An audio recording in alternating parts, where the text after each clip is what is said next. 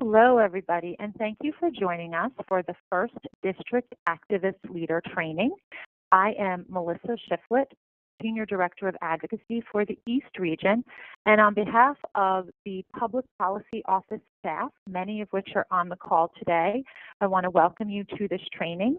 And on behalf of the many that are living with the daily challenges of MS, we want to thank you for the commitment that you are undertaking to be a district activist. So let's get started. Just a few housekeeping things here. We want to make sure that you mute your phone line and limit any background noise. Please know that at the end of the training, there will be an opportunity for you to email your questions, and we will have the slideshow presentation and all referenced attachments from the slideshow sent to you after the call so that you will be able to review that. All right. So let's begin. When I get the heat at home, I see the light in Washington. Adlai Stevenson. At our 2014 Public Policy Conference, Senator Bob Menendez, the Society's 2013 Senator of the Year, shared a quote from Adlai Stevenson. It is one that I share with you now. Your role as a district activist leader will be to help our elected officials in Washington and in state capitals around the country to see the light, the MS light, that is. When I read this quote, I think about the recent and very surprising primary loss of Eric Cantor.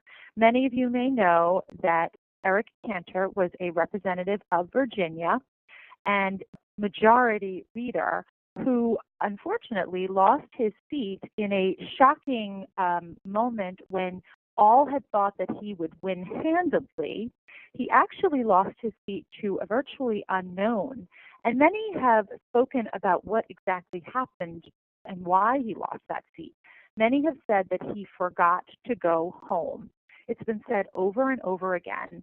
In fact, he wasn't even in his home state the day of the primary. And why do I bring this up? Because the work we do here and the work our elected officials do is all about the relationship. We will strengthen those relationships, and while we do that, we will strengthen the MS movement. You are here because you want to make a difference for all those impacted by multiple sclerosis. Today, we will learn about the District Activist Leader Program, review what the roles and expectations are, and will provide an overview of the Society's public policy priorities. Our learning does not end here today. There will be multiple ongoing opportunities to learn about our policy work, relationship building, and other topics to help you be successful in this position. For the Society to be successful in our advocacy efforts, we need to develop relationships with key decision makers at every level of government. Every contact you make with an elected official helps develop and enhance the relationship. We want to have a visible presence in the districts of key legislators, and we want to be seen as a reliable grassroots network that is a trusted source of information and impactful. Sharing information you glean about elected officials with Society staff is essential. We are asking that you not just share transactional information about whether a legislator supports a piece of legislation. We want the relational details. Consider this. You build a relationship with a local elected official, you share your personal story, and discover that official also has a personal connection to MS, one that the Society did not know about previously. You have helped identify a connection to the mission. Because of that connection, you are able to hold a meeting to discuss policy issues. You learn more about the official's policy interests and discover there are issues that also align with the Society's policy agenda. The elected official learns about the issue because you provide the personal impact and the facts to back it up. The Society becomes a trusted source. And you see on the clip art here where it says, "Where I live makes me powerful." And I like to point that out because that is absolutely the truth. You are coming into this role in a position of power simply because you are a constituent of the elected official, and this gives you instant credibility. I believe it is truly important to know that.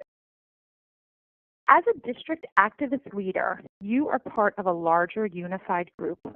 Your work on the front lines will impact the work that the National MS Society is able to achieve on the local, state, and federal level.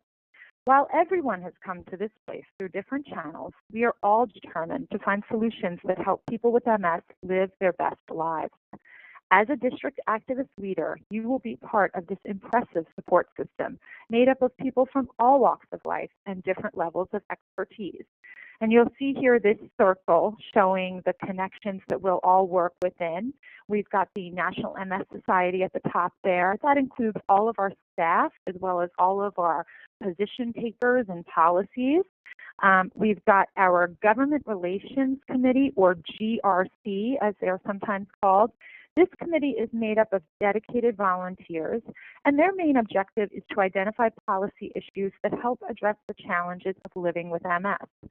The committee works with staff to develop and execute a strategy to advance those policy initiatives.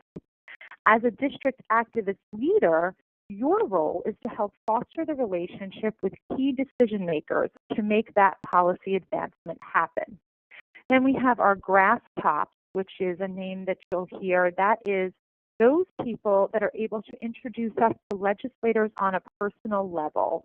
For example, a chapter board member that went to college with the governor of the state. We would call that board member a grass top.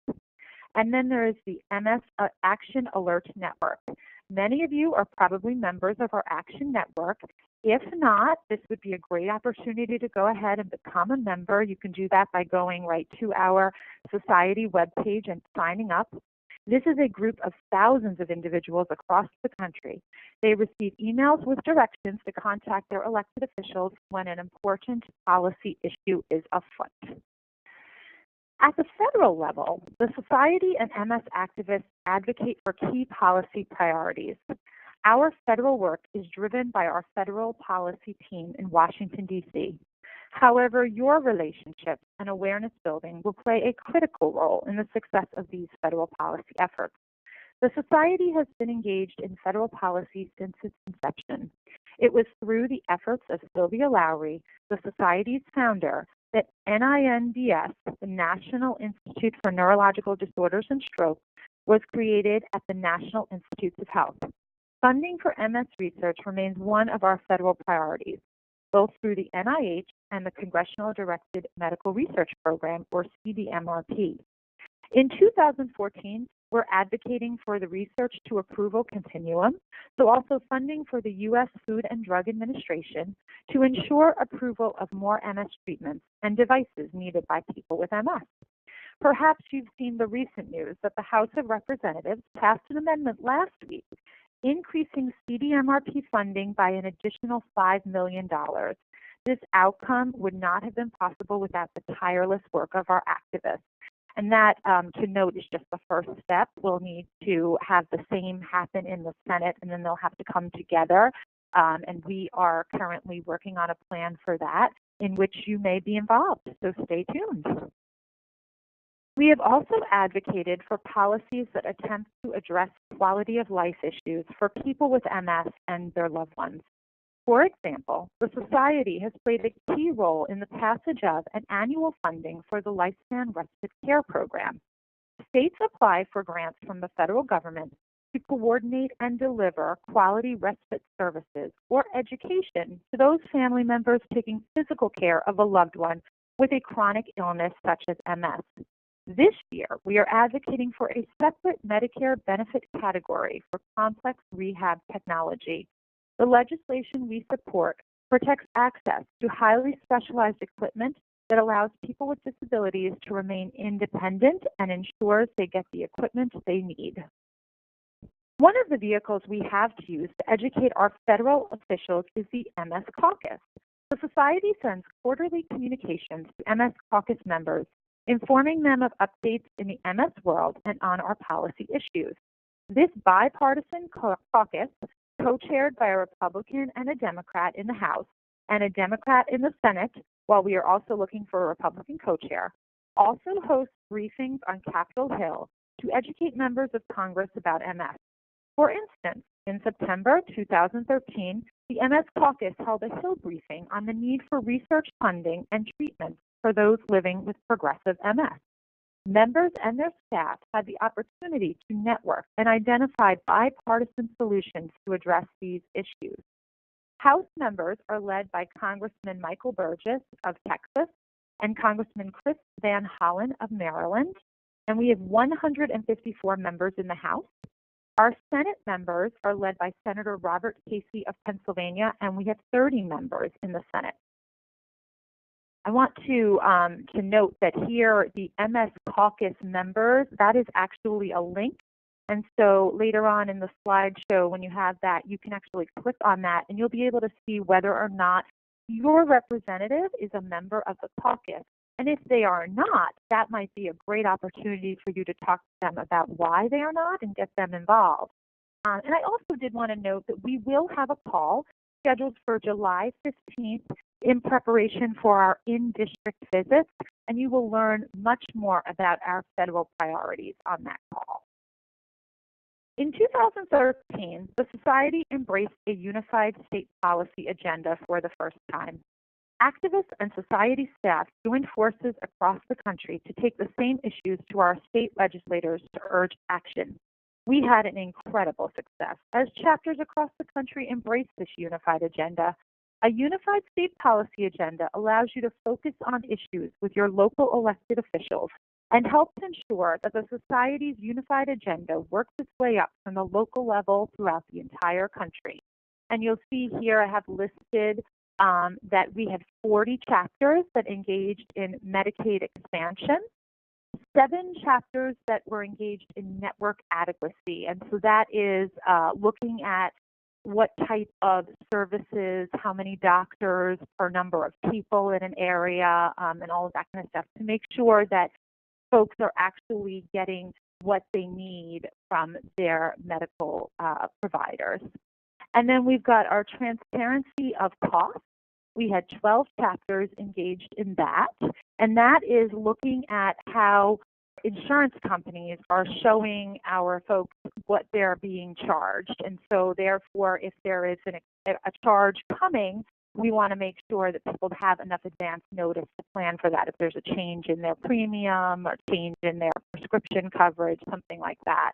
And then our MS partnerships, 14 chapters worked on that, and that is working with legislators, working with government departments and offices to bring the message of MS out loud and clear. And this can be done in a variety of ways, including through our MS task force in some chapters. You'll see here we actually have a where does your state stand on these issues. This is another example of something you'll be able to click on after the call. You can actually click to see where your state is in terms of Medicaid expansion or implementation, if they have decided to expand, what they are doing to make that possible. And then the other link is for network adequacy, which will tell you what your state might be doing in terms of making sure that all is fitting for the network adequacy. Some states are choosing to wait until 2015 to look at this. Others have already come out with very specific criteria regarding the number of providers versus the number of people living in a community. And so while this varies across the board, the link here will take you to your state, and you can learn more about where your state is in the process. Here are some of the key tactics that you will use in your work as a district activist. One of the key tactics will be face-to-face opportunities with elected officials. This is going to happen through legislative visits, attending town hall meetings, or district outreach events where the official is speaking, providing legislative testimony when needed, and at Society events. Almost all elected officials now use some form of social media, including Facebook and Twitter, so I encourage you to become a fan. Your role is going to be to watch what they are posting and respond when necessary or appropriate. Inviting elected officials to key Society events will be another way to build the relationship and enhance the elected officials' understanding about MS. If your local chapter is planning a research program, extend an invite to an elected official. Share breaking MS research news to the elected official with a personal note. These things may seem small, but they are a great way to keep MS top of mind for the official. In your work as an MS activist and district activist leader, there may come a time where the Society's position on a policy issue may differ from your own beliefs. As MS activists, we must remember that as representatives of the Society, we speak for the organization and the larger MS movement. This is even more critical in the role of district activist leader, as you will be interacting with legislators of influence on MS activists' top priorities and who are key to our success. An open line of communication with your staff partner is critical. They will help you navigate controversial issues and help you understand both the organization's decision-making process and talking points, outlining the Society and MS activist position. As a district activist leader and a representative of the Society, there will be an expectation that the relationships you are building with legislators are a conduit for the Society and MS activist priorities. Trainings will be provided to you on both state and federal policy issues so that you understand the facts about what we are trying to accomplish. We've also created a tool for you to use in your interactions with elected officials. After each exchange or meeting, you will complete this form and submit it to the person listed on the interaction form. Regular calls will be required so that we can learn from each other, share information, and receive updates on key pieces of legislation. Here is a snapshot of the tool we created to help capture our communications with elected officials and anything you might need to help you better engage with your officials. You will complete this form and submit it to National MS Society staff after each interaction you have with an elected official. And that means a visit, a call, a post on Facebook, a post on Twitter, etc. We really want your feedback on this tool. Is this right? Is it the right information? The feedback we receive through these forms will help us determine together critical next steps in the building of our relationship and to track the elected officials' positions on our policy issues. I will send this form out along with a copy of today's slideshow after our call. So we've talked a lot about what we're asking you to accomplish today and why, but for a moment, let's talk about what you can expect from us. You can expect that you will hear from us regularly. Depending on the time of year, this could mean monthly or bi-monthly communication. You'll hear from us in a variety of ways. Examples include trainings on specific topics, like the one we're doing here today, targeted information about legislation and/or an elected official. You may also be asked specifically to attend a certain meeting, town hall event, legislator barbecue, or to send a note or to make a phone call to your elected official. Regardless of what it looks like, please also know that you can expect open conversation should you ever have questions or concerns. In closing, on behalf of the National MS Society, I'd like to personally thank you for the role that you are undertaking. I truly believe that there is nothing more important in this world than the relationships we share with others. The work you will do in this role will help us move policy forward for people with MS to ensure that they are able to live their best lives possible. This is an important and necessary goal, and you are an incredible group of people who continue to inspire me, so thank you. We have a slide here marked for questions. If you do have questions at the end of this call, please feel free to email Karen Mariner, that's karen.mariner@nmss.org, listed here. She is our Vice President of State and Local Government Relations, and she will be happy to answer any questions you have. In addition, we will be creating a group on msconnection.org. So if you are not already a member, we'll want to get you in as a district activist member, and this will be an opportunity for those of you who are district activists to engage, as well as to find important information. Thanks so much for your time today. I wish you all the best weekend, and please do not hesitate to contact us with any questions.